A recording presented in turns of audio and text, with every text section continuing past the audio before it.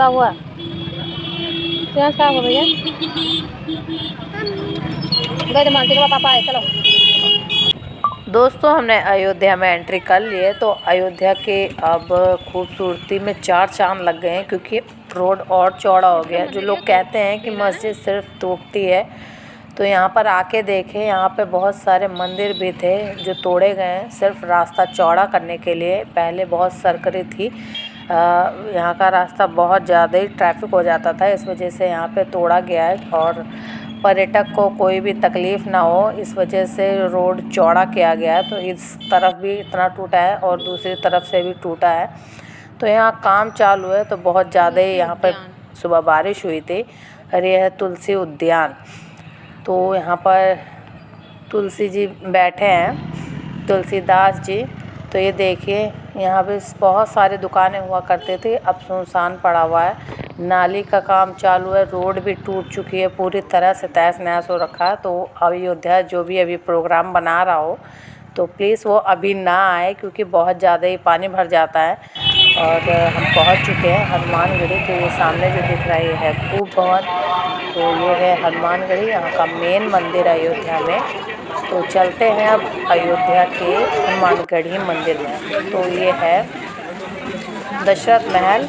हनुमानगढ़ी बंद है क्योंकि आरती हो रही है और बहुत ज़्यादा भीड़ है बाहर। तो जब आरती ख़त्म हो जाएगी उसके बाद हम जाएंगे, क्योंकि वरना सीढ़ियों पे ही हम खड़े रहेंगे और बहुत टाइम हो जाएगा, बहुत भीड़ है। तो अभी हम दशरथ महल देख लेते हैं, उसके बाद फिर वहाँ चलते हैं। दशरथ महल मैं पहली बार आई हूँ, क्योंकि हनुमानगढ़ी से दर्शन करके हम चले जाते थे, और दशरथ महल में फर्स्ट टाइम आई हूँ, वो भी हनुमानगढ़ी बंद है इस वजह से। तो अंदर चलते देखते क्या है।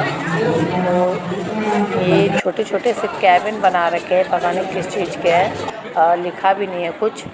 तो जूते चप्पल बाहर खोल दो। ये है दशरथ महल के अंदर का सीन। ये देखिए पूरा, यहाँ से पूरा दशरथ महल है। तो इसके अंदर सिर्फ कीर्तन है, और हम पहुँचे थे मतलब टाइम ओवर हो चुका था। तो ये मंदिर में जो भी मूर्तियाँ हैं उन पे पर्दा लगा दिया जा चुका है। तो यहाँ पर कुछ लोग जो बाहर से आए हैं, शायद मारवाड़ी लोग हैं, तो वो कीर्तन कर रहे हैं। तो जिसको कीर्तन सुनना या करना है तो वो यहाँ बैठे हैं, बाकी लोग घूम रहे हैं। तो ये देखिए पूरा नज़ारा इस तरह से दिख रहा है। तो यहाँ पे जो भी कीर्तन कर रहे हैं वो बैठे हैं, और बाकी सब ये देखिए सेल्फी वगैरह ले रहे हैं। तो अभी हम चल रहे हैं बाहर।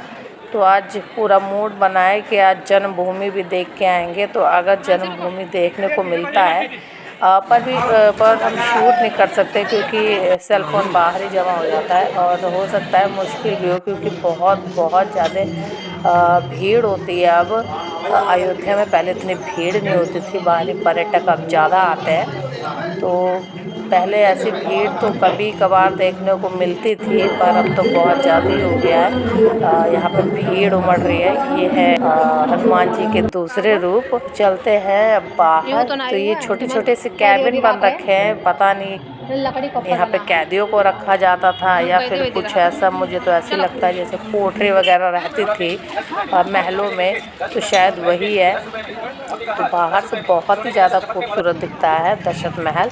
तो दशरथ महल के पास से ही एक रास्ता निकला है। तो ये है राम रसोई, यहाँ पर भंडारा होता है।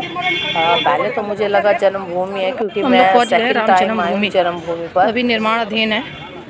तो हमने रास्ते में देखा होगा बहुत सारे घर टूटे हैं, जिनमें मंदिर भी शामिल है।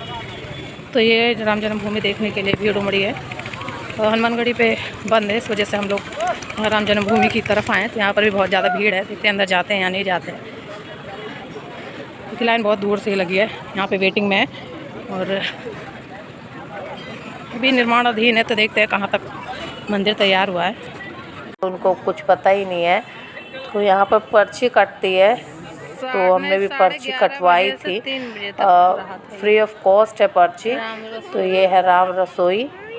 मुझे लगा एक सीता रसोई करके भी है। तो वहाँ पर सीता जी खाना वगैरह बनाती थी। तो वो राम जन्मभूमि के अंदर है। तो मुझे इससे थोड़ा सा डाउट हो रहा था कि यही है राम रसोई या फिर सीता रसोई, कुछ ऐसे करके था।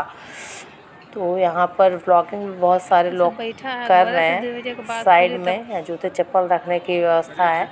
अंदर यहाँ भंडारा चल रहा है। हमें पता ही नहीं था कि ये भंडारा, मतलब यहाँ पर भंडारा हो रहा है। हमने पर्ची कटवा ली और ये पर्ची स्टैंड, तो यहाँ पर अपना नाम एड्रेस वगैरह डाल कर अंदर जमा करनी होती है पर्चियाँ। तो यहाँ पर हम अपना पर्ची कटवा के गए हैं और जब हम अंदर गए तो हम एकदम शॉक हो गए कि यहाँ तो भंडारा चल रहा है और हम निकल नहीं सकते थे।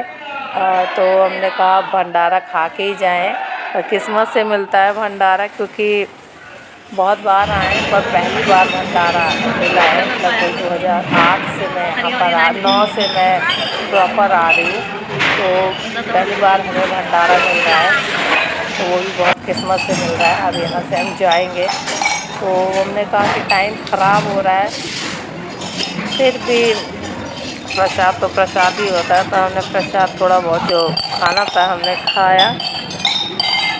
और यहाँ पर बहुत से लोग, महिलाओं के अलग लाइन है, पुरुषों के अलग लाइन है। और हम जहाँ बैठे थे वहाँ पर पंखा चल रहा था, बाकी जगह धूप भी थी, बारिश भी हो रही थी, हल्की बूंदाबांदी चल रही थी। इस वजह से हम थोड़ा अलग बैठे थे। हमें बहुत देर में खाना मिला, तो आधे लोग हम निकल रहे हैं बाहर।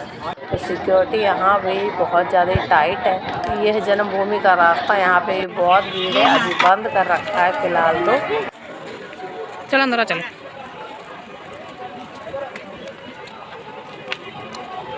आराम से।